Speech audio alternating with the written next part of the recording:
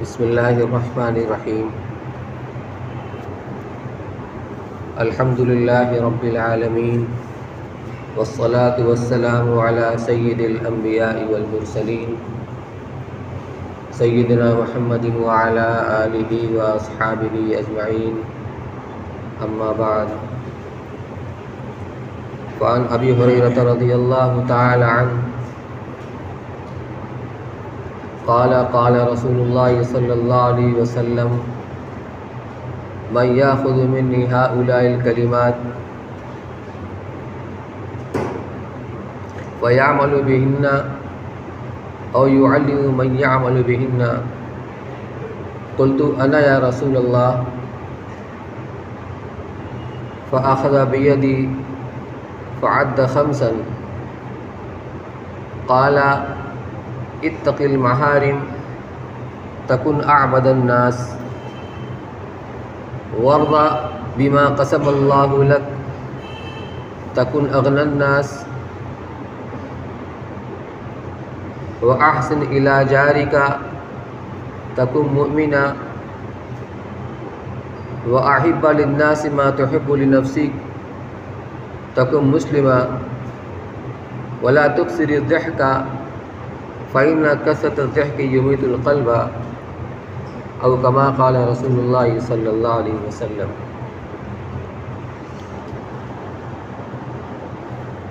میرے بھائیوں اور بزرگوں، حضرت رسول اکرم صلی اللہ علیہ وسلم نے ایک مرتبہ خاص طور پر کچھ اہم باتیں اور ہدایات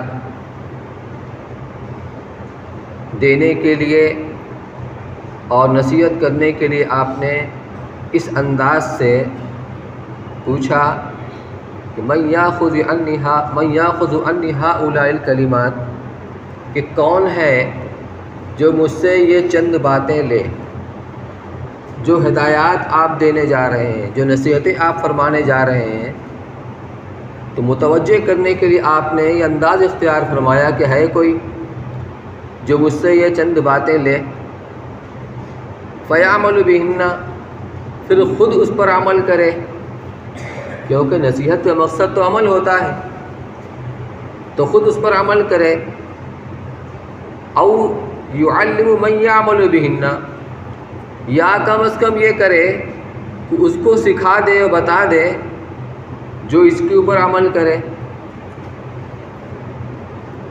علماء کرام لکھتے ہیں یہاں او جس کے معنی یا کے آتے ہیں، واو کے معنی میں ہے بلکہ بل کے معنی میں، تو بعد کا جملہ گویا پہلے جملے کی مزید تاکید ہے، جس کا مطلب یہ ہوا کہ ان کلمات کو، ان باتوں کو مجھ سے سیکھے، حاصل کرے، پھر خود بھی اس کے اوپر عمل کرے، بلکہ اور آگے بڑھ کر اس کو سکھائے جو اس کے اوپر عمل کرے، کیونکہ علم سے مقصود تو عمل ہوتا ہے۔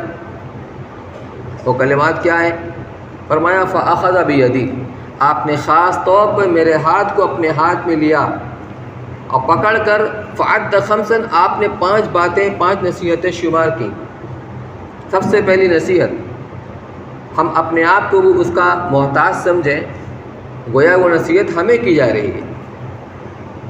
سب سے پہلی نصیحت آپ نے فرمائی اتق المحارم تکن اعبد الناس، کہ دیکھو شریعت نے جن چیزوں کو حرام قرار دیا ہے، جو چیزیں شریعت کے اندر ناجائز ہیں، جو امور ان کا تعلق چاہے حقوق اللہ سے ہو یا حقوق العباد سے ہو، ان تمام ناجائز امور سے، حرام امور سے اجتناب کرو، بچو، تو تم سب سے بڑے عابد اور عبادت گزار بن جاؤ گے۔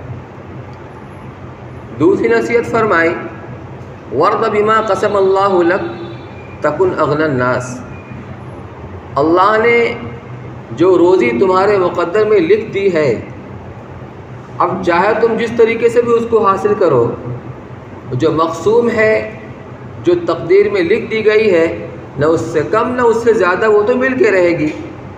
تو اگر اس مقدار کے اوپر قناعت اختیار کرو، شکر ادا کرو، مزید کی ہائے ہائے حرص اور لالچ نہ ہو تو تم سب سے بڑے غنی اور مالدار بن جاؤ گے۔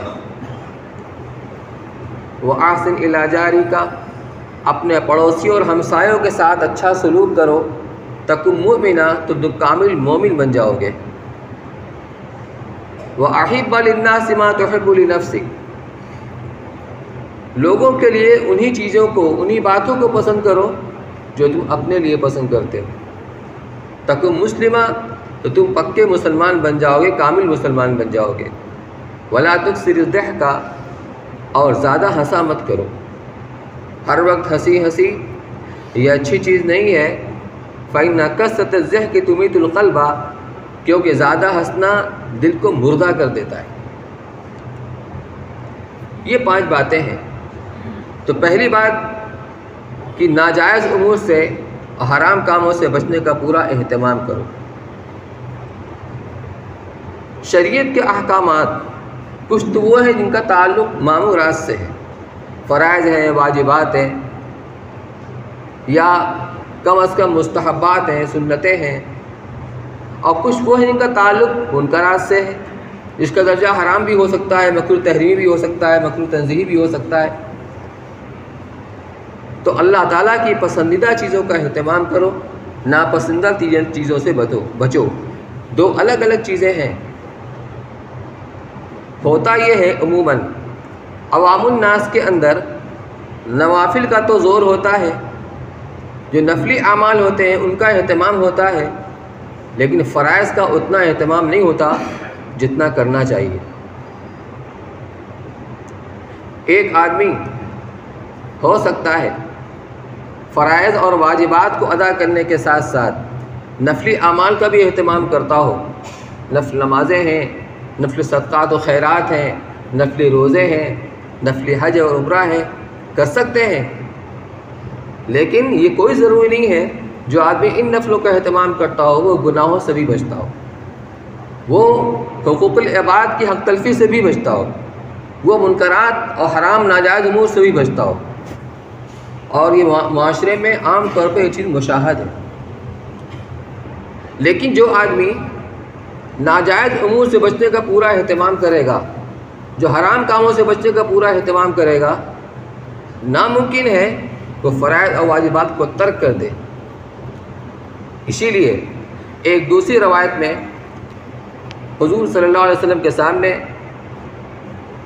یہ سوال کیا گیا کہ یا رسول اللہ، ایک شخص ہے جو فرائض اور واجبات کا، یعنی اس کے نماز، کثرت روزہ، کثرت نماز، کثرت صدقہ و خیرات، اس کے ساتھ اس کا ذکر کیا جاتا ہے، اس کی چرچا ہوتی ہے، اور ایک شخص وہ ہے جس کا تذکرہ ہوتا ہے حرام اور ناجائز امور سے بچنے کے تعلق سے، اس سے بہت احتیاط کرتا ہے۔ ان دونوں میں افضل کون ہے؟ یہ دونوں ایک دوسرے کے مقابلے میں رکھا گیا، یعنی جو آدمی فرائض و واجبات کے اہتمام کے ساتھ ساتھ نفلوں کا بھی اہتمام کرتا ہے، وہ ناجائز امور سے بچنے کا اتنا اہتمام نہیں کرتا، کیونکہ اس کے مقابلے میں لایا گیا ہے جو آدمی ناجائز امور سے بچنے کا اہتمام کرتا ہے، لیکن اس کے نامہ اعمال کے اندر فرائض و واجبات کے علاوہ نفلی اہتمام کا کوئی خاص اہتمام نہیں، نفلی اعمال کا۔ تو آپ نے فرمایا لا تعدلوا بالرعۃ، یا لا تعدل بالرعۃ، کہ تم تقوی یعنی ورع، گناہوں سے بچنا، اللہ کی نافرمانیوں سے بچنا، اس کے برابر کوئی چیز نہیں ہو سکتی، اس کے برابر کوئی چیز نہیں ہو سکتی۔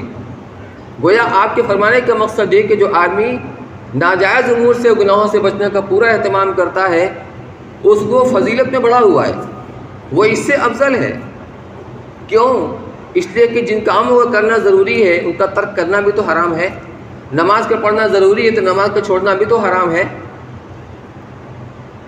سچ بولنا ضروری ہے تو سچ بولنے کو ترک کرنا یا جھوٹ بولنا بھی تو حرام ہے۔ تو جو آدمی حرام کاموں سے اجتناب کرے گا تو وہ فرائض واجبات کا بھی اہتمام ضرور کرے گا، لیکن یہ کوئی ضروری نہیں جو آدمی فرائض اور نوافل کا اہتمام کرتا ہو وہ گناہوں سے بھی بچے۔ اس لیے آپ نے فرمایا اتق المحارم تکن اعبد الناس۔ ایک اور روایت میں حضور اکرم صلی اللہ علیہ وسلم سے پوچھا گیا کہ ان فلانۃ تذکر من صلاتها وصیامها وکثرۃ صدقتها کہ فلاں عورت کی کثرت عبادت کا بہت چرچا ہے، یعنی فرائض کے ساتھ ساتھ نوافل کا، نفل نمازوں کا، نفل روزوں کا، نفل صدقہ و خیرات کا خوب اہتمام کرتی ہے، غیر انہا تؤذی جیرانہا، لیکن اس کے اندر ایک خرابی یہ ہے کہ وہ اپنی زبان سے اپنے ہمسایہ پڑوسیوں کو تکلیف پہنچاتی ہے، طعن و تشنیع ہے، گالی گلوج ہے، سب و شتم ہے، تو اپنے ہمسایوں کو، اپنے پڑوسیوں کو تکلیف پہنچاتی ہے۔ ایک طرف دیکھیے کہا جا رہا ہے نمازیں بہت ہیں، نفلی روزے بہت ہیں، صدقہ خیرات بہت ہے، سب کچھ ہے، لیکن اتنا کافی نہیں نجات کے لیے، گناہوں سے بچنا بھی ضروری ہے۔ تو ان کی کثرت کے باوجود لیکن معاملہ یہ ہے کہ اس کی زبانی ایذاؤں سے اس کے پڑوسی محمود اور محفوظ نہیں ہے۔ فرمایا ہیا فی النار، کہ وہ جہنم کے اندر جائے گی، وہ جہنمی عورت، اس کی عبادات اس کے کام نہیں آ سکی۔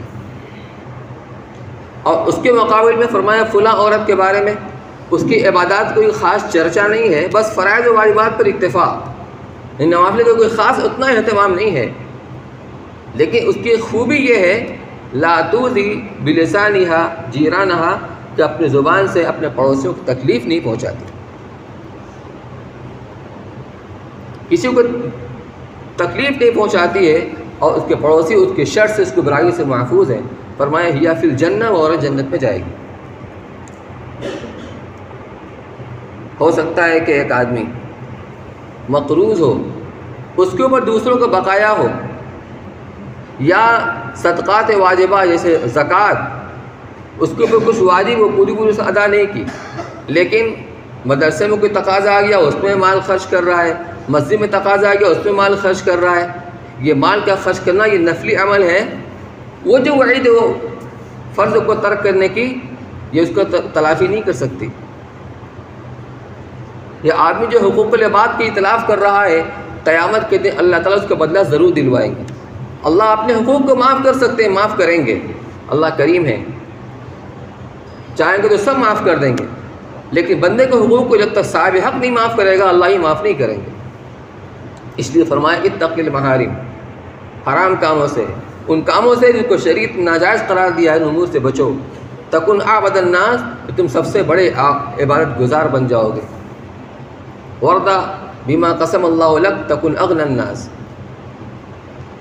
روزی جس کے لیے پوری مخلوق پریشان، سارے انسان پریشان ہے، اور ہر آدمی اپنے اپنے اعتبار سے کوشش کر رہا ہے اپنے معاش کو حاصل کرنے کے لیے، کوئی تجارت کے لائن سے، کوئی زراعت کے لائن سے، کوئی ملازمت کے لائن سے، کوئی کسی لائن سے، کوشش ہر آدمی کی ہوتی ہے، لیکن انسان کو اپنی کوشش کے اعتبار سے روزی نہیں ملتی، اس کی روزی مقسوم ہوتی ہے، اللہ کی طرف سے طے ہو چکی ہوتی کہ اس کو اتنی روزی ملے گی، نہ اس سے کم نہ اس سے زیادہ۔ اب کوئی ذریعہ حلال اختیار کرے، حرام اختیار کرے، ملے گی مقدر کی۔ تو بہت جتن کر کے، بہت محنت کر کے آدمی چاہے گی اپنی روزی کو بڑھا لے، بڑھے گی نہیں، جو مقدر وہی ملے گی۔ اس لیے جو تقدیر میں اللہ نے لکھ دیا ہے اتنی روزی پر اگر آدمی قانع رہے، قناعت کرے اور زیادہ کی ہائے ہائے نہ کرے، تو اس سے بڑا کوئی غنی نہیں، کیونکہ ایک آدمی بہت مالدار ہونے کے باوجود مزید کی اس کے اندر طلب ہے، حرص ہے کہ اگر کروڑ پتی ہو گیا تو 1 کروڑ اور آگے بڑھا تو اس سے اور، یعنی کسی بھی مرحلے پر قناعت نہیں ہوتی ہے۔ یہ محتاج ہے، یہ غنی نہیں ہے۔ الغنا غنا القلبی، اصل غنا دل کا غنا ہوتا ہے کہ دل کے اندر استغنا ہے کہ نہیں ہے۔ عین ممکن ہے کہ آدمی سب کچھ حاصل کرنے کے باوجود بھی وہ اس سے زیادہ کا وہ طلبگار ہو، اس کو احتیاج محتاج ہو، تو یہ مالدار نہیں ہے، یہ محتاج ہے۔ لیکن جو اپنی مقدر کی روزی پہ قناعت کرتا ہے یہ مالدار ہے، کیونکہ مزید کا یہ محتاج نہیں ہے۔ تو ورد بما قسم اللہ لک، اللہ نے جو روزی تمہارے مقدر میں لکھ دی ہے اس کے اوپر راضی رہو، قناعت کرو، اس پر شکر ادا کرو اللہ تعالیٰ کا، اور مزید کی ہائے ہائے میں مت لگو۔ لیکن ایک بات سمجھ لیجیے، اللہ نے جن کو ہمارے متعلق کیا ہے، ہماری چھوٹی اولادیں ہیں، ہماری بیوی ہے، ہمارے بوڑھے والدین ہیں، اور جو قریبی رشتہ داروں کے اندر جو مستحق ہیں، ہماری مدد کے محتاج ہیں، ان کے لیے کمانا ان کی نیت سے یہ ثواب کی چیز ہے۔ ان کے اوپر خرچ کرنا اللہ کا حکم سمجھ کر اس پر اجر ملتا ہے۔ اپنی ذات پر خرچ کرنا ضرورت کے بقدر، اپنے متعلقین کے اوپر خرچ کرنا ضرورت کے بقدر، اسی طریقے سے کمانے میں یہ نیت ہو کہ ان کی ہم ضرورت پوری کرنے کے ساتھ ساتھ جن کو اللہ نے ہم سے متعلق کیا ہے، ہم سے جوڑا ہے، ہمارے پاس زائد ہوگا تو اپنے ہمسایوں کی اور دوسرے ضرورت مندوں کی ہم مدد کریں گے۔ یہ وعید میں نہیں آتا، یہ وعید میں نہیں آتا، کیونکہ یہ آخرت والے اعمال کرنے کے لیے اس نیت سے یہ کاروبار کر رہا ہے۔ لیکن اگر صرف مال کو بڑھانا مقصود ہو، اپنی جھوٹی شان کا اظہار مقصود ہو، تو یہ بڑی وعید کی چیز ہے۔ تیسری بات آپ نے فرمایا احسن الی جارک تکن مؤمنا، اپنے پڑوسی کے ساتھ، اپنے ہمسایوں کے ساتھ اچھا سلوک کرو تو تم کامل مومن بن جاؤ۔ اسی کے برعکس ایک روایت ہے واللہ لا یؤمن، واللہ لا یؤمن، واللہ لا یؤمن، خدا کی قسم وہ مومن نہیں ہے، خدا کی قسم وہ مومن نہیں ہے، خدا کی قسم وہ مومن نہیں ہے۔ تو صحابہ نے عرض کیا من یا رسول اللہ، کون ایسا بد نصیب شخص ہے؟ فرمایا من لا یأمن جارہ بوائقہ، جس کا ہمسایہ، اس کا پڑوسی اس کے شر سے، اس کی برائیوں سے محفوظ اور مامون نہ ہو۔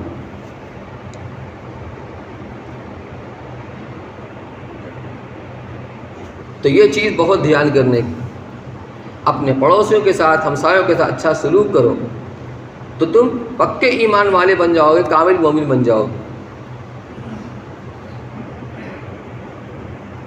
اور آگے فرمایا چوتھی نصیحت کہ احب للناس ما تحب لنفسک، لوگوں کے لیے وہی پسند کرو جو اپنے لیے پسند کرتے ہو، دنیا اور آخرت کے امور کے اعتبار سے۔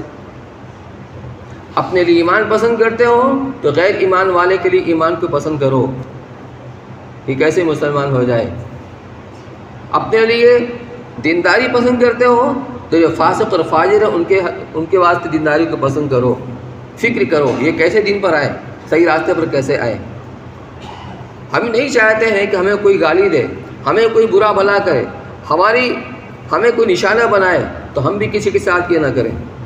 جو اپنے لیے پسند کرو دوسرے کے لیے پسند کرو۔ ہم چاہتے ہیں ہمارے دروازے میں کوئی کوڑا نہ لگائے تو ہم بھی دوسروں کے ساتھ یہ نہ کریں۔ جو اپنے لیے پسند کریں ہم دوسرے کے لیے پسند کریں، یہی اسلام کی تعلیم ہے، تو تمہارا اسلام کامل بن جائے گا، تو پکے مسلمان بن جاؤ گے۔ المسلم من سلم المسلمون من لسانہ ویدہ، کہ پکا اور سچا مسلمان وہی ہے جس کی زبان سے اور اس کے اعضاء کی جو اعضائیں ہیں اس سے دوسرے مسلمان محفوظ رہیں۔ اور آخری نصیحت آپ نے فرمائی کہ ولا تکثر الضحک، زیادہ ہنسا مت کرو۔ زیادہ ہنسنے سے غفلت پیدا ہوتی ہے، جب غفلت پیدا ہوتی ہے تو دل کے اندر وہ ایمان کا نور کمزور پڑ جاتا ہے۔ ایمان کا نور جب پاورفل ہوتا ہے تو ایمانی اعمال کا آدمی کے دل کے اندر جذبات پیدا ہوتے ہیں، یہ بھی کر لو، یہ بھی کر لو، یہ بھی کر لو۔ لیکن جب وہ نور مزمحل ہو جاتا ہے، غفلت طاری ہو جاتی ہے، تو پھر ان اعمال کا جذبہ دل کے اندر پیدا نہیں ہوتا۔ حضور اکرم صلی اللہ علیہ وسلم سے جو چیز ثابت ہے مسکرانا، ایک ہوتا ہے مسکرانا، ایک ہوتا ہے ہنسنا، ایک ہوتا ہے کہا لگانا۔ مسکرانے میں ہوتا یہ ہے کہ آدمی کے صرف ہونٹ متحرک ہوتے ہیں، دانت نظر آ جاتا ہے، اور ہنسنے میں اس سے آگے بات بڑھ جاتی، منہ بھی کھل جاتا ہے۔ لیکن کہا لگانے میں یہ ٹھٹھا لگایا جاتا ہے اور آواز نکلتی ہے، اس میں کبھی آپ سے یہ ثابت نہیں ہے۔ مسکرانا آپ سے ثابت ہے۔ اس قیامت کے ہونے والے واقعات اللہ کے بندوں کے درمیان میں آپ نے کچھ سنایا اور آپ ہنسنے لگے۔ صحابہ نے پوچھا کہ یا رسول اللہ آپ کے ہنسنے کی وجہ کیا ہوگی؟ آپ نے اس کو بتایا۔ تو مسکرانا کبھی کبھی ہنسنا آپ سے ثابت ہے، کہا کبھی آپ سے ثابت نہیں ہے۔ تو ہنسنے کی بات پر ہنسی تو آ ہی جاتی ہے، لیکن زیادہ ہنسنا ہنسانا یہ اچھی چیز نہیں ہے، آدمی کے دل کے اندر غفلت اور کدورت پیدا کرتا ہے۔ ولا تکثر الضحک، زیادہ ہنسا مت کرو، کیونکہ زیادہ ہنسنا دل کو مردہ کر دیتا ہے۔ دل ہمارا مردہ نہ ہو، دل ہمارا زندہ رہے، اور دل زندہ ہوتا ہے کثرت ذکر سے۔ تو یہ 5 باتیں آپ نے ارشاد فرمائیں کہ کون ہے جو ان باتوں کو مجھ سے لے پھر اس کے اوپر عمل کرے۔ تو یہ گویا کہ ہم سے بھی سوال ہے، کون ہے جو ان باتوں کے اوپر عمل کرے؟ تو ہم سب اس کے لیے اپنے آپ کو تیار اور آمادہ کریں۔ امر ہو رہا ہے تو اللہ کا شکر ادا کرے، نہیں ہو رہا ہے تو عمل کرنے کی کوشش کریں۔ اللہ تعالیٰ ہم سب کو عمل کی توفیق نصیب فرمائے۔ وآخر دعوانا الحمدللہ رب العالمین۔